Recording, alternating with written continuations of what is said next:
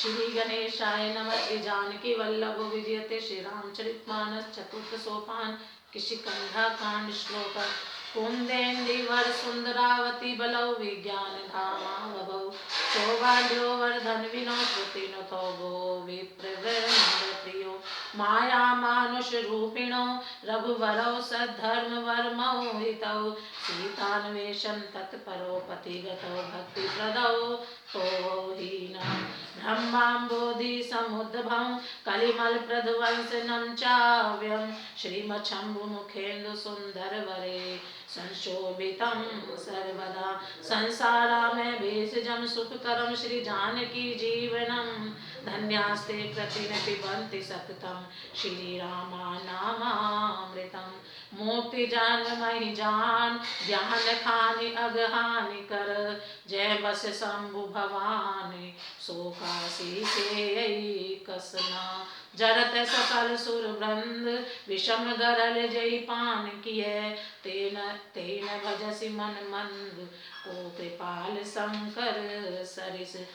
कुंद पुष्प और नील के कमल के समान सुंदर गौर एवं श्रावण अत्यंत बलवान विज्ञान के धाम शोभा संपन्न श्रेष्ठ धनुर्धर वेदों के द्वारा वंदित गौ एवं ब्राह्मणों के समूह के प्रिय अथवा प्रेमी माया से मनुष्य रूप धारण किए हुए श्रेष्ठ धर्म के लिए कवच स्वरूप सबके हितकारी श्री सीता जी की खोज में लगे हुए पथिक रूप रघुकुल के श्रेष्ठ राम जी और श्री लक्ष्मण जी दोनों भाई निश्चय ही हमें भक्तिप्रद हों। वे सुकृति पुण्य आत्मा पुरुष धन्य हैं जो वेद रूपी समुद्र के मथने से उत्पन्न हुए कलियुग के मन को सर्वथा नष्ट कर देने वाले अविनाशी भगवान श्री शंभु के सुंदर एवं श्रेष्ठ मुख रूपी चंद्रमा ने सदा शोभायमान जन्म मरण रूपी रोग के औषध सबको सुख देने वाले और श्री जानकी जी के जीवन स्वरूप श्री राम नाम रूपी अमृत का निरंतर पान करते रहते हैं। जहाँ श्री शिव पार्वती बसते हैं उस काशी को मुक्ति की जन्मभूमि ज्ञान की खान और पापों का नाश करने वाली जानकर उसका सेवन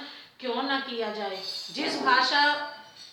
जिस भीषण हलाहल विष से सब देवता जल रहे थे उसको उन्होंने स्वयं पान कर लिया। रे मन तू उन शंकर जी को क्यों नहीं भजता, उनके समान कृपालु और कौन है। आगे चले बहुरी रघुराया ऋषय मोहक पर्वत निहराया तैरह सचिव सहित सुग्रीवा आवत देखी अतुल बल सेवा अति सभिहित कह सुन हनुमाना उस जगल बल रूप निधाना तहि बट रूप देखते जाई कह सुजान जी सयन बुझाई पटये बोली होई मन मैला पागौ तुरत तजऊ यह सैला विप्र रूप धरि कपित गयऊ मात नाई पूछत अस भयऊ को तुम श्यामल गोर शरीरा क्षत्रि रूप फिरऊ बन बीरा कठिन भूमि कोमल पदगामी कवन हेतु विचरऊ बन स्वामी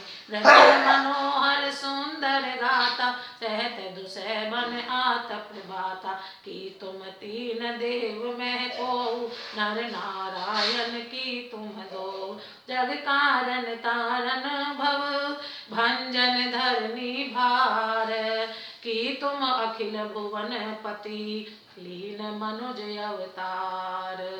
श्री रघुनाथ जी फिर आगे चले। ऋषमुख पर्वत निकट आ गया। वहां ऋषमुख पर्वत पर मंत्रियों सहित सुग्रीव रहते थे। अतुलनीय बल की सीमा श्री रामचंद्र जी और लक्ष्मण जी को आते देखकर सुग्रीव अत्यंत भयभीत होकर बोले, हे हनुमान सुनो, ये दोनों पुरुष और बल के रूप निधान है। तुम ब्रह्मचार्य का रूप धारण करके जाकर देखो। अपने हृदय में उनकी यथार्थ बात जानकर मुझे इशारे से समझाकर कह देना। यदि वे मन के मलिन बाली के भेजे हुए हो तो मैं तुरंत इस पर्वत को छोड़कर भाग जाऊं। यह सुनकर हनुमान जी ब्राह्मण का रूप धरकर वहां गए और मस्तक नवाकर इस प्रकार पूछने लगे, हे वीर सांवले गोरे शरीर वाले, आप कौन हैं जो क्षत्रिय के रूप में वन में फिर रहे हैं। हे स्वामी, कठोर भूमि पर कोमल चरणों से चलने वाले आप किस कारण वन में विचर रहे हैं। मन को हरण करने वाले आपके सुंदर कोमल अंग हैं और आप वन के दूसरे धूप और वायु को सह रहे हैं। क्या ब्रह्मा विष्णु महेश इन तीनों देवताओं में से कोई है, या आप दोनों नर और नारायण हैं, अथवा आप जगत के मूल कारण और संपूर्ण लोकों के स्वामी स्वयं भगवान हैं, जिन्होंने लोगों को भवसागर से पार उतारने तथा पृथ्वी का भार नष्ट करने के लिए मनुष्य रूप में अवतार लिया है। कौशले से दशरथ के जाए, हम पितु वचन मान बन आए। नाम राम लक्ष्मण दो भाई, संग नारी सुकुमारी सुहाई।